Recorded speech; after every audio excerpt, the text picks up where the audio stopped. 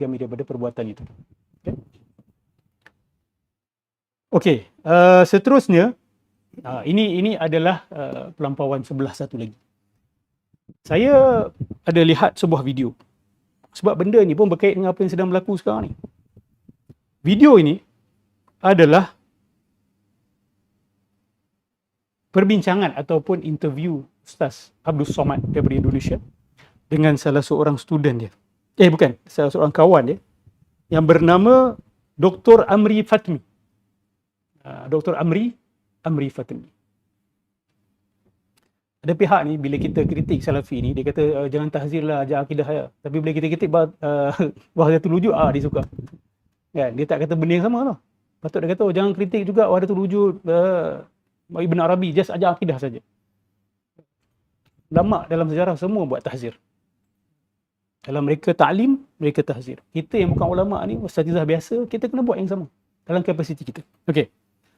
So, Wahdatul Wujud. Awak boleh type Ustaz Abdul Samad dan Ustaz Amri Fatmi, ataupun Dr. Abdul Samad dan Dr.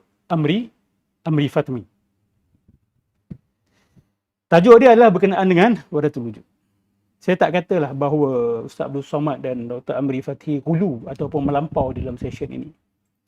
Tapi saya nak juga mengingatkan sahabat-sahabat Asy'ariyah kita, jangan buka pintu ini. Jangan menjadi sebab yang tidak disengajakan. Saya tahu mereka tidak sengajakan. Mereka berniat baik. Tetapi wallahi saya kata, golongan batiniyah ini akan menunggang kalam-kalam ini. Akan menunggang kalam-kalam yang timbul daripada interview Ustaz Abdul Samad dengan Dr. Amri Fatmi ini.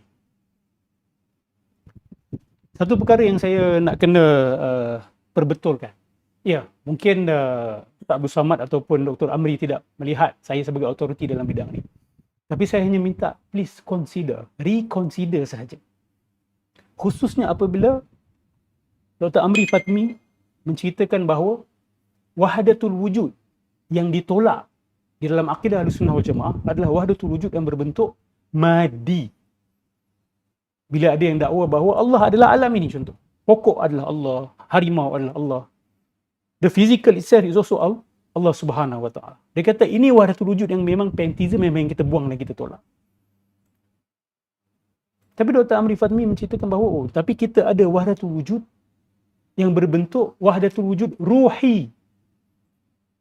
Wahdatul Wujud yang berbentuk kerohanian lah, kalau saya boleh terjemahkan begitu. Dan Wahdatul Wujud berbentuk ruhi ini tidak salah. Tidak salah. Kemudian Ustaz Abdul Samad tanya Dr. Amri, apa beza dia sebenarnya?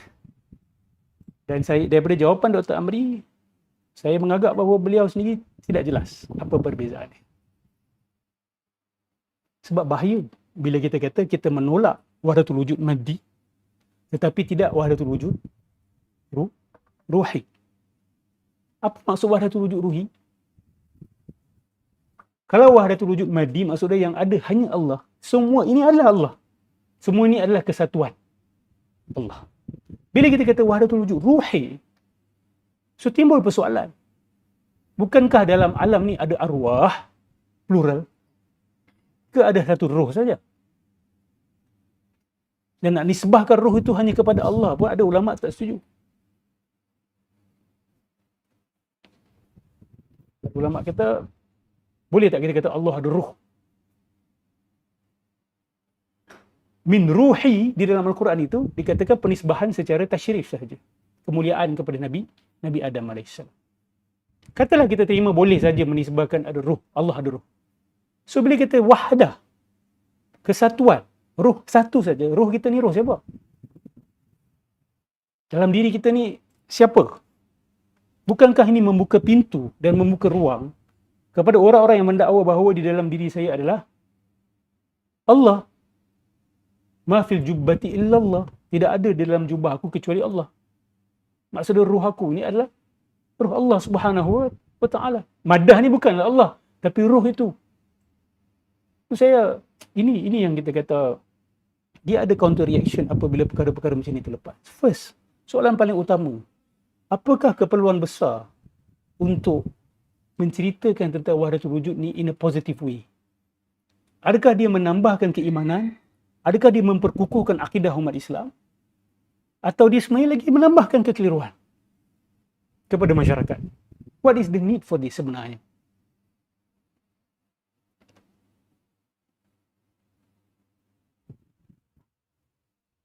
Kemudian, mereka ada bercakap bahawa, oh, kita menolak hulul dan ittihad. Lepas tu Ustaz Abdul Samad membawa satu kenyataan Ibn Arabi. Apa? Siapa yang beriktikadkan hulul, dia ma'lul. Dia sakit, dia tak sihat, dia cacat. Betul, Ibn Arabi ada sebut benda ni. Hulul ni apa? Allah masuk dalam makhluk. Ittihad, Allah bersatu dengan makhluk. Ingat ada ittihad, ada hulul, ada wahdah. Ittihad ni apa? Dua benda gabung, jadi satu. Katalah, awak ambil 10 apple, ataupun 2 apple. Awak hancur-hancur-hancurkan, lepas tu awak kumpulkan. Maka dia jadi satu. Dah tidak ada lagi 2 apple, dia jadi satu.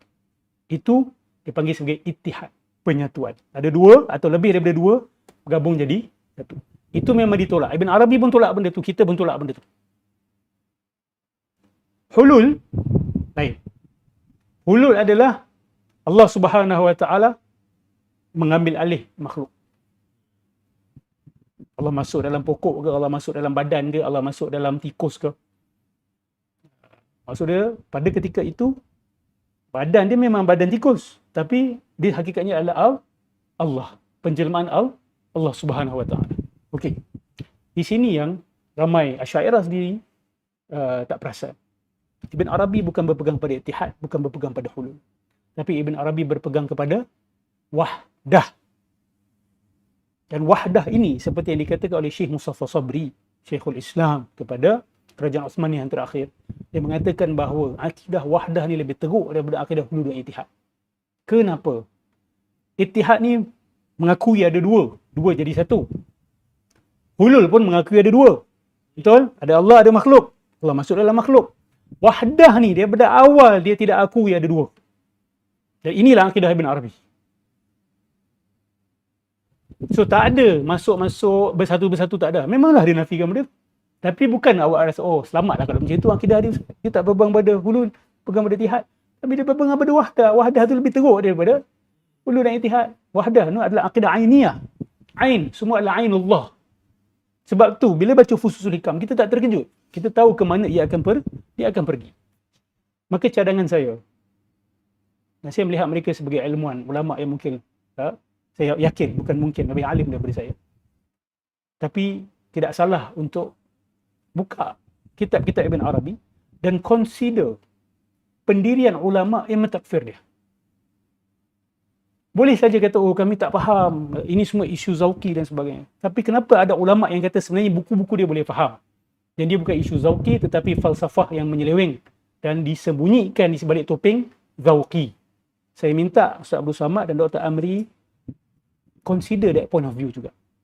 Consider apa bahasa Melayu?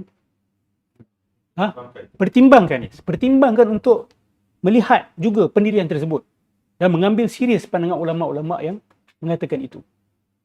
Oleh rujuk Al-Qawl Al-Munbi oleh As-Sakhawi, Al-Aqdus Thamin oleh Taqiyuddin Al-Fasi. Di situ dikumpulkan kalam para ulama Ahlussunnah wal Jamaah yang rata-ratanya adalah Asy'ariyah.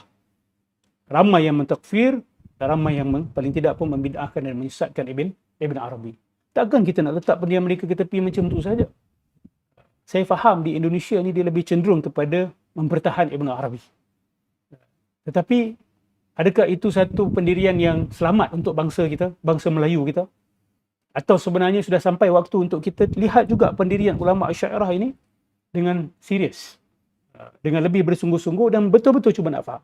Sebab teori yang mereka pegang adalah dia ni batini dan menyembunyikan pendirian dari sebalik istilah-istilah yang berlapis-lapis yang hanya boleh difahami bila belajar falsafah. Saya faham kenapa ramai ilmuwan-ilmuwan hadis, ilmuwan-ilmuwan tafsir sangka baik kepada Ibn Arabi. Sebab mereka tidak ada latar belakang falsafah. Awak nak faham pendirian Ibn Arabi, awak kena belajar falsafah, awak kena belajar kalam. Sebab ini semua telah dibahaskan oleh ulama kalam, ulama falsafah. Sebab tu yang paling keras ke atas Ibn Arabi adalah mutakallimun. Mutakallimun yang paling keras kepada Ibn Arabi ni. Dan juga termasuk Hanabilah juga yang keras kepada Ibn Arabi. Sebab apa? Sebab mereka faham falsafah. Mereka faham istilah-istilah yang dia guna. Bagi mereka benda ni bukan mengelirukan. We know what he's talking about. It's clear. Bagi yang tidak ada background, dia akan kata benda ni, oh kami tak akan faham. Dia hanya perlu melalui proses zauqi. Ini juga satu permasalahan yang besar, sahabat-sahabat. Apabila kita kata, apabila kita sampai ke satu maqam yang kita dah zauq, kita dah merasakan, maka akan keluar daripada kalam-kalam kita kenyataan-kenyataan yang tidak selari dengan akidah Ahlussunnah wal Jamaah secara zahir. Ini bahaya, sahabat-sahabat. Bagi seseorang mengatakan bahawa benda ni possible dan benda ni berlaku seperti itu. Apa kayu ukur zauq? Adakah seseorang tu bila dah bermula jalan zauqi tu, dia boleh apa saja yang dia cakap tu harus disangka baik kan? Ini dawabit ni mana ni dawabit dia? Mana didapati? Zauq ni di dalam epistemologi Islam, mana tempat dia? Jangan kita bila ajar kepada masyarakat Aqaid An-Nasafi contoh, 3 sumber ilmu di dalam Islam, lepas tu tiba-tiba bila masuk bab tasawuf sahaja, bagi orang yang dah lama dalam tasawuf, oh dia boleh cakap apa yang dia nak cakap, kita tak akan faham apa yang dia cakap, kita bersangka baik. Selagi dia solat, dia puasa, dia zakat, dia haji, dia menunjukkan tanda-tanda kewarakan dan kesalehan, maka kita boleh terima bahawa dia ni Muslim dan dia bukan batiniah, dan apa yang disebut itu, kita jangan bersangka buruk. Ini pintu bahaya dia. Seolah-olah bila masuk bab ni, ilmu semua kena letak tepi. Bahasa kena letak tepi. Nahu, mantiq, kalam, semua diletakkan di bawah. Itu tidak boleh. Itu tidak boleh. Sebab kalau kita kata zauqi, akhirnya boleh menjadi hakim ke atas ilmu-ilmu aqliyat, ilmu mantiq kita, ilmu bahasa kita, ilmu tafsir kita, ilmu hadis kita. And anyone can speak anything. Sesiapa sahaja. Dan orang-orang seperti golongan batiniah ini, kamu akan menghina amalan kamu bila kamu bandingkan dengan amalan mereka. Dia orang ni akan ibadah dia kuat, nampak dia kesalehan dia nampak. Tetapi akidah dia tu. So macam mana? Ingat tak hadis tentang Khawarij kan? Khawarij pun Nabi cakap benda yang sama. Dia orang ni amalan dahsyat. Qiyamul lail dahsyat. Maksud dia tanda-tanda kesalehan itu ada. Jelas. Bahkan kita bila banding dengan dia orang rasa macam kita ni tak ada apa-apa. Tapi akidah mereka bermasalah. Akidah mereka problematik.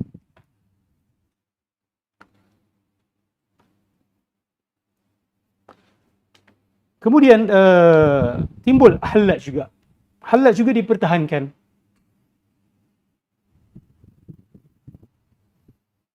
Ada satu kalam Imam Al-Junaid Al-Baghdadi. Imam Al-Junaid Al-Baghdadi kata, wahai Al-Hallaj, kamu telah membuka satu lubang yang hanya boleh ditutupi dengan kepalamu. Dan kalam ini ditafsirkan dengan macam-macam tafsiran. Ada yang mengatakan bahawa itu bukti bahawa Al-Hallaj mengkritik keras. Al-Junaid Al-Baghdadi mengkritik keras Al-Hallaj. Ada yang kata Al-Junaid Al-Baghdadi menyokong hudud ke atas Al-Hallaj, tetapi tidak bermakna Al-Junaid mengatakan Hallaj salah. Cuma salah Al-Hallaj ni dia telah membuka rahsia kepada orang awam. Maksud dia, rahsia tu betul, salah dia hanya kerana dia buka kepada orang awam. Syekh, ini bahaya Syekh bercakap macam ni. So bila orang awam dengar, oh rupanya bila you sampai makam tinggi, dia bukan lagi tauhid seperti yang kita faham. Ada kemungkinan dia bukan lagi tauhid seperti kita faham. Dia adalah satu akidah yang lain yang tak boleh diceritakan. Mana ada macam ni, ya ilaha illallah. Benda ni tak ada. Dan bacalah Fususul Hikam. Tolonglah. Janganlah selama ni bersembunyi di sebalik, oh kalau baca pun takkan faham. Kalau baca, sudah ada syarahnya. Ulama silam dah syarah, ulama hari ni dah syarah. Orientalis pun syarah juga, kalau tak nak juga baca kitab-kitab ulama kita. Takkan masih nak bersembunyi, kita takkan faham. Dah ada orang bukakan kunci dia dah. Dah ada orang dah boleh jelaskan dari A sampai Z dah. Sampai bila kita nak kata kita tak faham apa yang mereka katakan? Kita tak faham apa yang mereka katakan. Itu in denial. Ini merisaukan saya sebab isu wahdatul wujud baru-baru ni timbul lagi dekat Malaysia. Jabatan agama pula yang keluar. Lepas tu orang-orang macam Wan Hizam ni masih berluasa lagi dalam masyarakat. Kita boleh je kritik tak sebut nama. Tapi adakah tanggungjawab kita selesai? Kalau kita semua takut, tak apalah nanti kena saman, nanti macam mana, kena saman, nanti macam mana. Inilah yang buat apa kezaliman ni boleh luasa. Kepalsuan ni boleh luasa sebab apa? Orang yang kerja dia tak buat kerja dia. Sebab apa? Takut. Takut kena saman, takut ini, takut itu. Orang ajar kufur yang ni. Orang ajar kufur secara terang-terangan. Kalau anak you dengar, dia jadi kafir pada waktu itu. Kalau dia terima.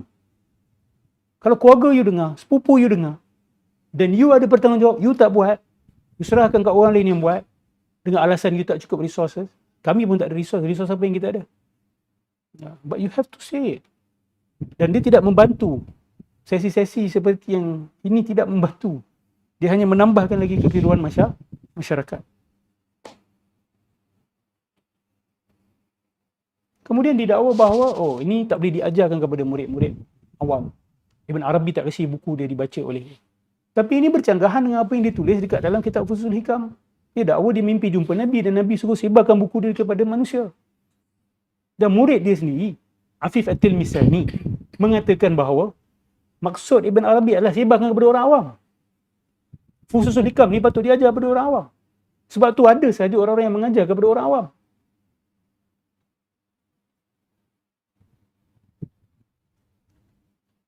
Nabi suruh dia.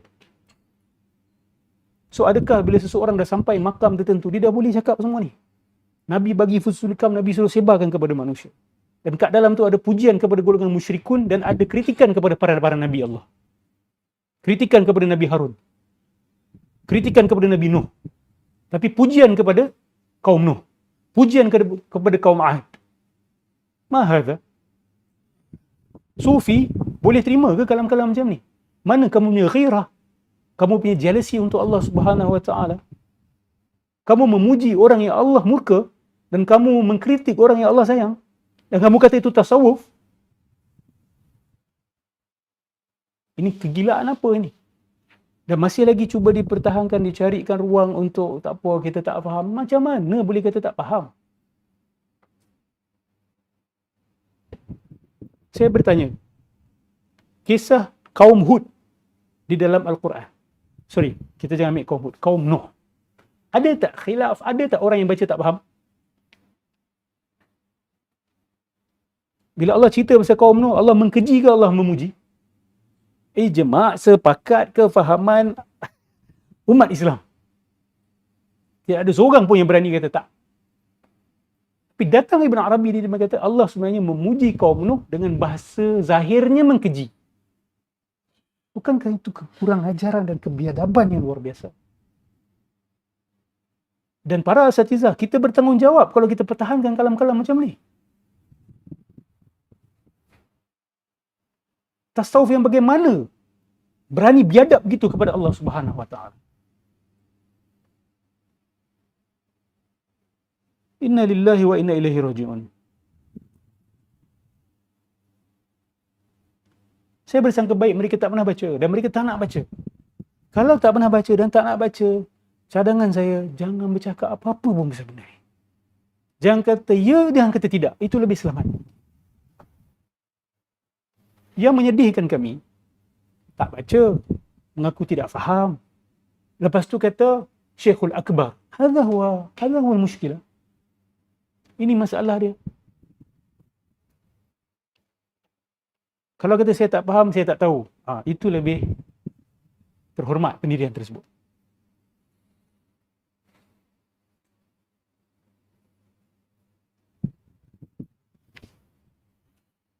Kemudian Ustaz Abdul Samad juga bagus kalau Ustaz Abdul Samad boleh tahu bahawa Ibn Arabi mengatakan bahawa tauhid orang awam ni syirik sebenarnya.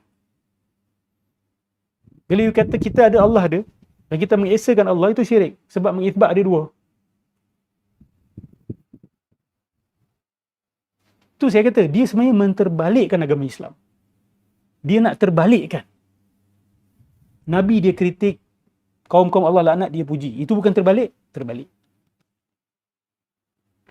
Bila Nabi Musa marah kepada Nabi Harun, tarik janggut Nabi Harun, apa Ibn Arabi kata?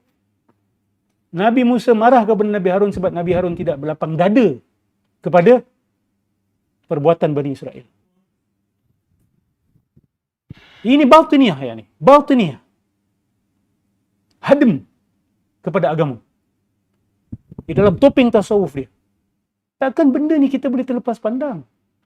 Imam Al-Ghazali sudah tulis Fadaih Al-Batiniyah. Dan semua ciri itu ada pada Ibn Arabi. Tapi bila datang Ibn Arabi, lemah lutut. Lemah lutut kita sebagai Asy'ariyah. Ini satu kritikan dalaman saya buat. Kenapa? Kita tak sepatutnya lemah lutut dengan Ibn Arabi ini. Kemudian Ustaz Amri menukil daripada Ibn Khaldun. Saya tak pasti Ustaz Amri baca penuh ataupun tidak apa yang Ibn Khaldun tulis tentang Ibn Arabi. Saya bacakan sikit.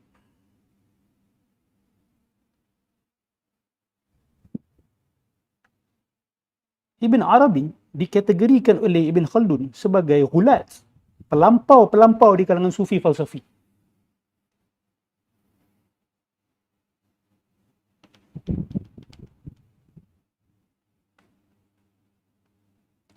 Sebentar ya.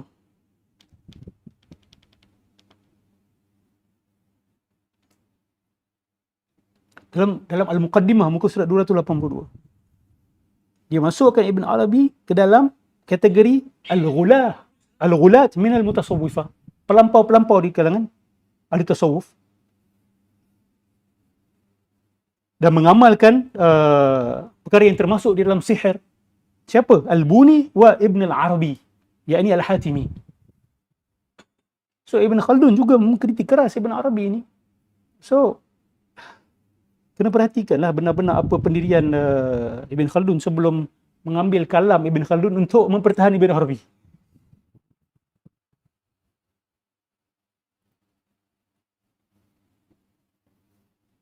Kemudian isu wahdatul wujud dengan wahdatul syuhud.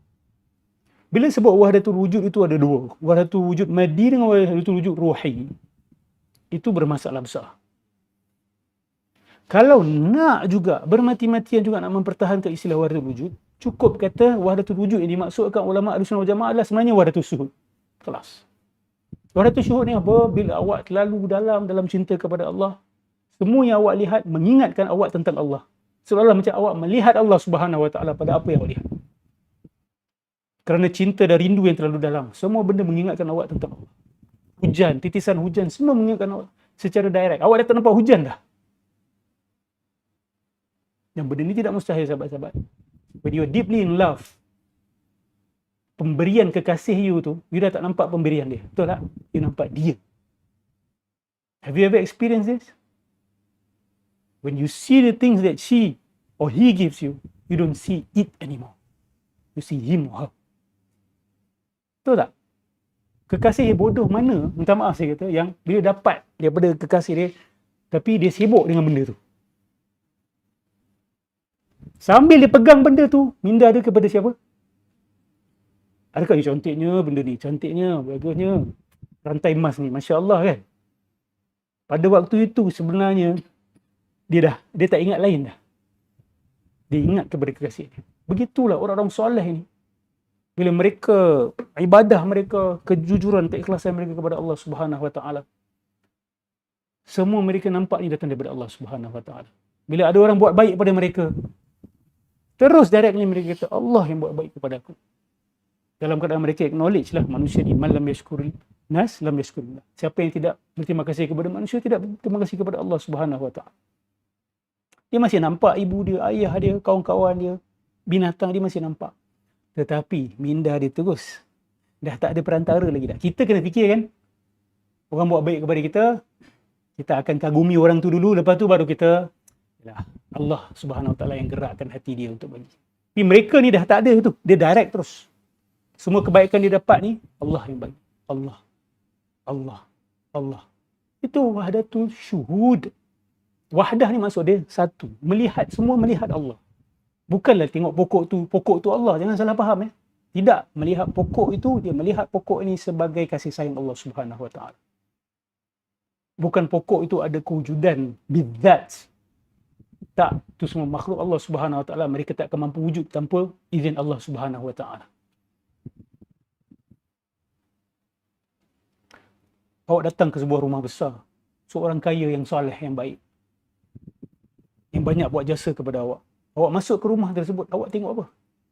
Awak boleh kata, wah besar dia. Itu orang pertama kali datang. Orang yang dah lama dan sayang dia kepada orang kaya tu dah sangat kuat. Dia tak pandang lagi dah rumah ni. Betul tak? Dia menantikan siapa? Dia menantikan orang itu. Dan setiap kali dia nampak rumah ni, dia teringat siapa? Orang itu. Dia dah tak lagi, wah hebatnya. Tak, dia terus direct kepada Allah Subhanahu Wa Taala. Tapi dia lalui proses tu, dia lalu. So kalau nak kata wahdatul syuhud tak ada masalah. Saya rasa kalau jelaskan ni kepada salafi pun tak ada masalah. Tapi wahdatul wujud yang berbentuk madi ruhi ni, dua-dua kita kena tolak. There is no such thing. Allah cipta makhluk, maksudnya makhluk ada. Khalaq, daripada Adam kepada wujud. Itu maksud al-ijad. Itu maksud kudrah. Kudrah ni mewujudkan. Kalau kita kata tak, sebenarnya kita tak ada hakikatnya, maka Allah tidak mencipta. Allah hanya mencipta ilusi sahaja. Bila dakwa Allah cipta ilusi, itu menipu kita lah. Kata-kata manusia dia kena tipu. Allah suruh tengok, ini makhluk aku ciptakan daripada tiada kepada ada.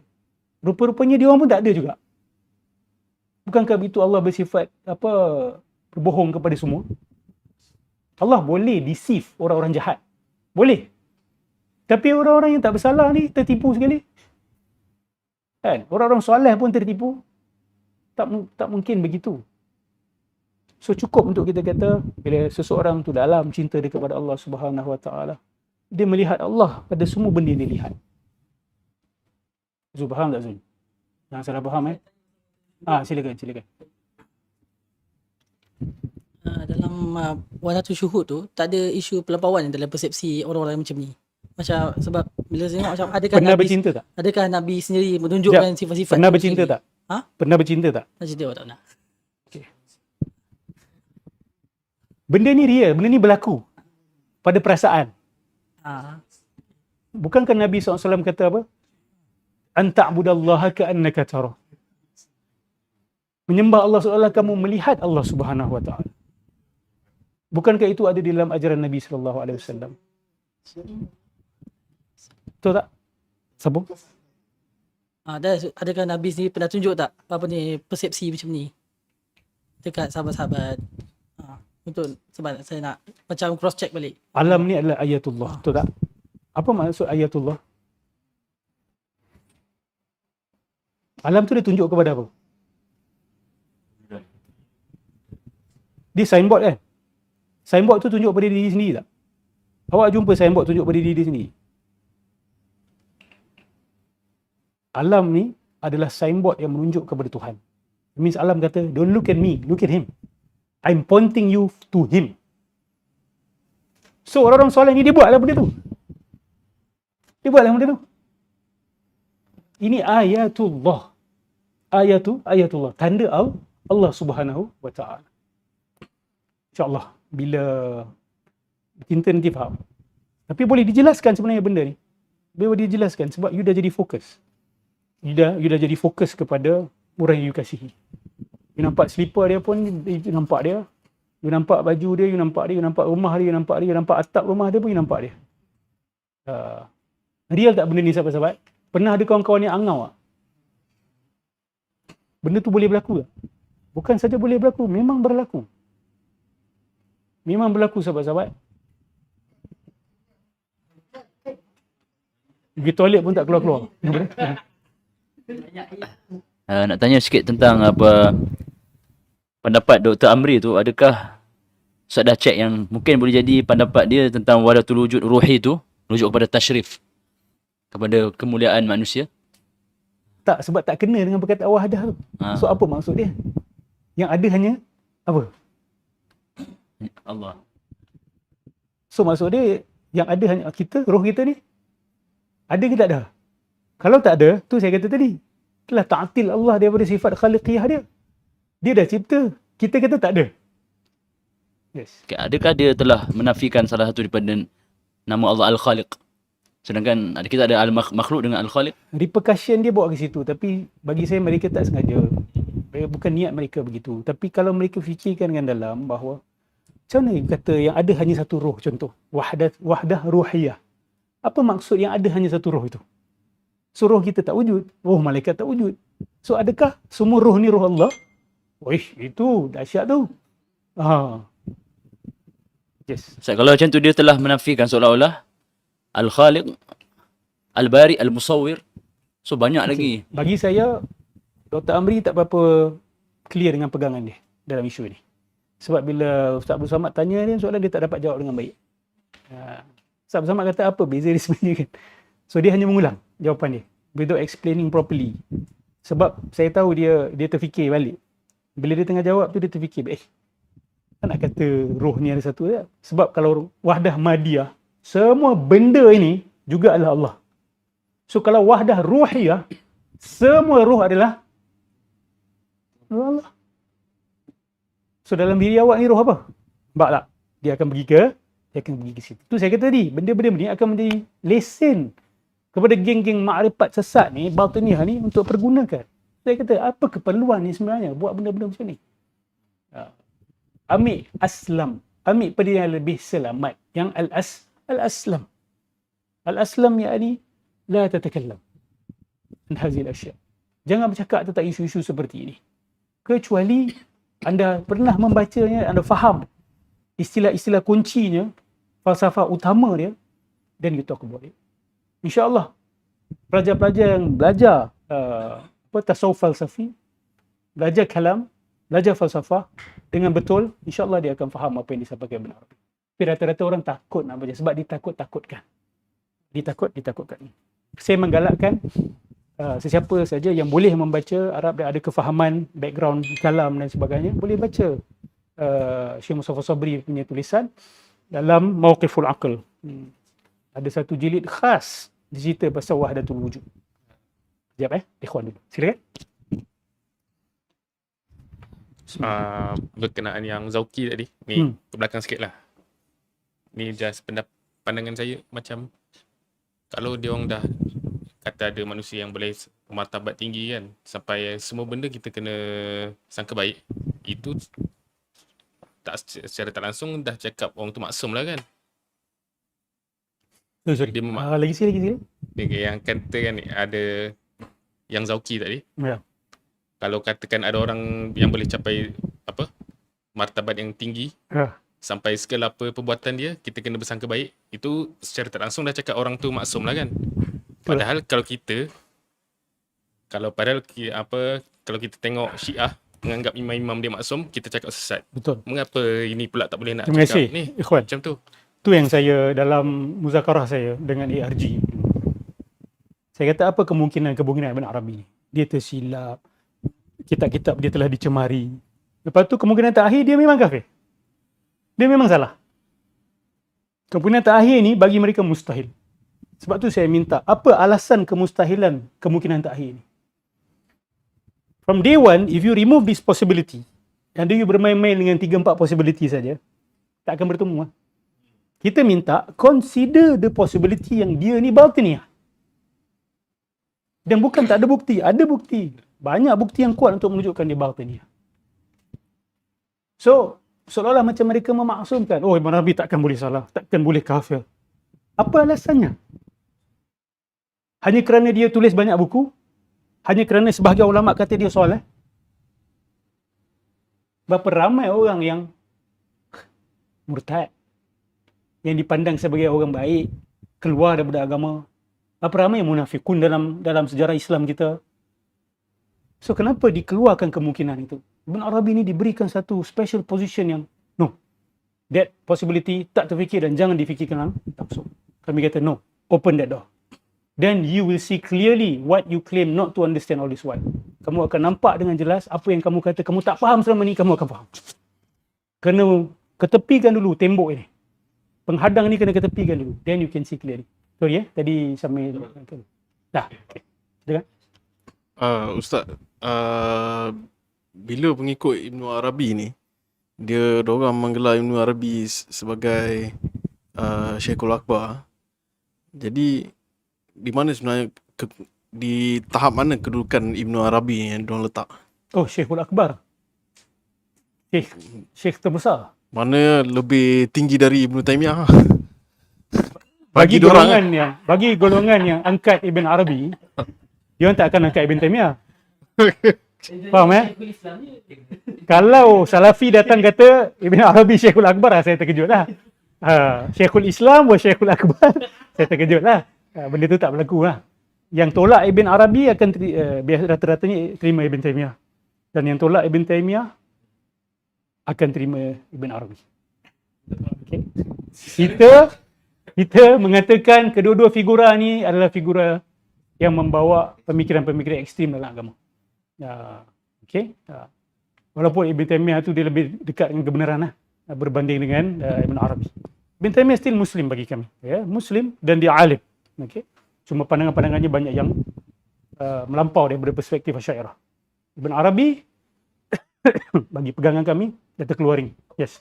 Okay, kalau kata Ibn Arabi dengan Ibn Taymiyah ni ekstrim dan Ibn Arabi dah terkeluar dari Islam, adakah pendirian kita masih boleh menerima Ibn Taymiyah?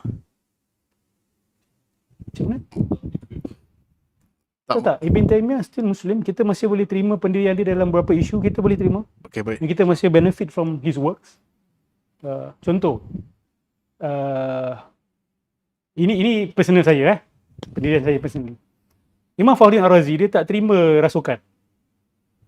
Tapi Ibn Taymiyah menulis satu buku pasal rasukan jin. So dalam isu ni saya bersama dengan Ibn Taymiyah. Dan ini bukan isu takfir tak takfir, ni tak ada masalah, ini ijtihad. Dan bagi saya hujah Ibn Taymiyah dalam isu rasukan ni kuat.